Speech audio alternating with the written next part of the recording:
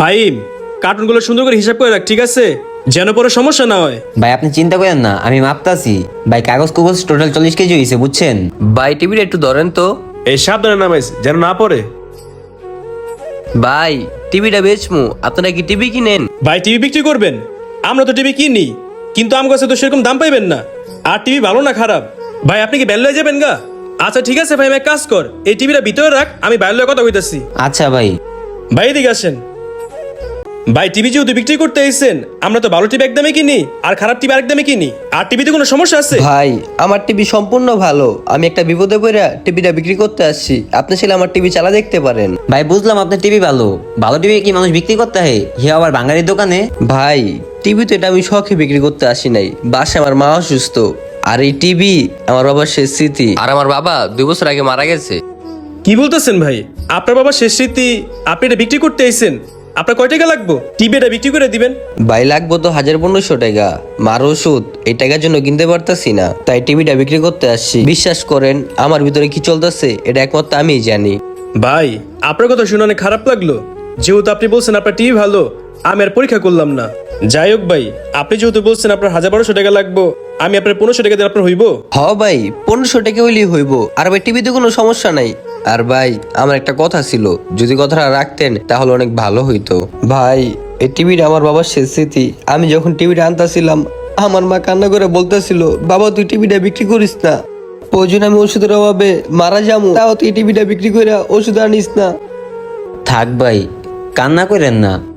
আমারও বাবা নাই, আমি বুঝি বাবা না থাকাটা কতটা কষ্টের। ফাহিম, খাতাটা ধর। আর ভাই যেহেতু আমি আপনার 1500 টাকা দেওয়ার কথা বলছি, এই নেন, এখানে 1500 টাকা আছে, আপনি আপনার মায়ের জন্য ওষুধ কিনেন। ভাই আপনি আমার অনেক বড় উপকার করলেন, আর ভাই যদি পারেন টিভিটা বিক্রি করেন না, আমি কদিন পর আইসা টিভিটা নিয়ে যাবো।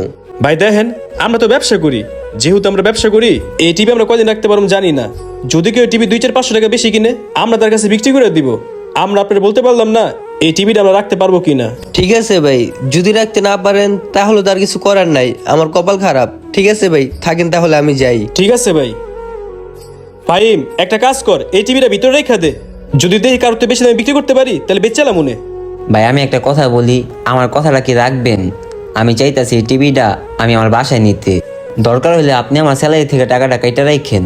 বুঝলাম না ফাহিম, তুই কি আমার চিনলি? আমি তো তোর টিভির টাকা চাইছি। আচ্ছা ঠিক আছে, যেহেতু তুই টিভি বাসায় নিয়ে যাবি, তুই বাসায় নিয়ে যাইস, আর আমি দোকানে গেলাম, তুই টিভি বাসায় নিয়ে যা। আচ্ছা ভাই ঠিক আছে।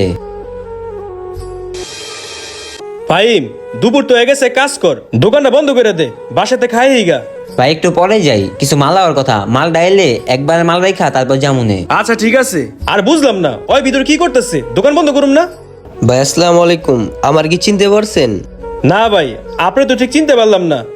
যদি পরিচয়টা দিতেন তাইলে হয়তো চিনতে পারতাম। ভাই আমি কয়েক মাস আগে একটা টিভি বিক্রি করে গেছিলাম, ওই যে আমার মা অসুস্থ ছিল, আমার কি চিনতে পারছেন? আপনার মা অসুস্থ ছিল, আপনি টিভি বিক্রি করছেন? ও ভাই চিনতে পারছি, ওই যে আপনি আমার কাছে টিভি বিক্রি করছিলেন 1500 টাকা, আপনার মা অসুস্থ ছিল। ভাই আপনার মা এখন কেমন আছে? আর আপনি এতদিন পর আসলেন? আলহামদুলিল্লাহ আমার মা ভালো আছে ভাই। আর ওই যে বলছিলাম যে টিভিটা রাখার জন্য, টিভিটা কি রাখছেন এখনো? ভাই কি বলতেছেন? আপনি টিভি বিক্রি করছেন কয়েক মাস আগে, এই টিভি কি বাঙালি দোকানে এখনো থাকে? না ভাই, আপনার টিভি নাই, আপনার টিভি বিক্রি করে ফেলছি। কি বলতেছেন ভাই, টিভিটা বিক্রি করে ফেলছেন? আমি আরো 1500 টাকা সাথে করে নিয়ে আসছিলাম, টিভিটা বিক্রি করার পর আমার আম্মা অনেক কান্নাকাটি করছে, তাই আমি কষ্ট করে 1500 টাকা নিয়ে আসছি টিভিটা ফেরত নেওয়ার জন্য। জয় ভাই, আপনি হয়তো বা ভুলে গেছেন, টিভি তো আমরা বিক্রি করি নাই। ওই যে টিভি যে আমি আমার বাসায় নিয়ে গেলাম, টিভি তো এখন আমার বাসায় আছে। কি কস, টিভি তোর বাসায়? ভাই সত্যি বলতেছেন টিভি আপনার বাসায়? ভাই আমি আপনার পায়ে ধরি, টিভিটা আমার দেন না, আমার মা অনেক কান্নাকাটি করতেছে। ভাই আপনি চিন্তা করেন না, আমি আপনার টিভি আপনাকে ফেরত দিয়ে দিমু। আপনি যখন টিভিটা বিক্রি করতে আসছেন তখনই আমার মনে হয়েছে আপনি আবারও আসবেন টিভিটা নিতে। ভাই আমারও বাবা নাই, তাই আমি আপনার এই কষ্টটা বুঝি।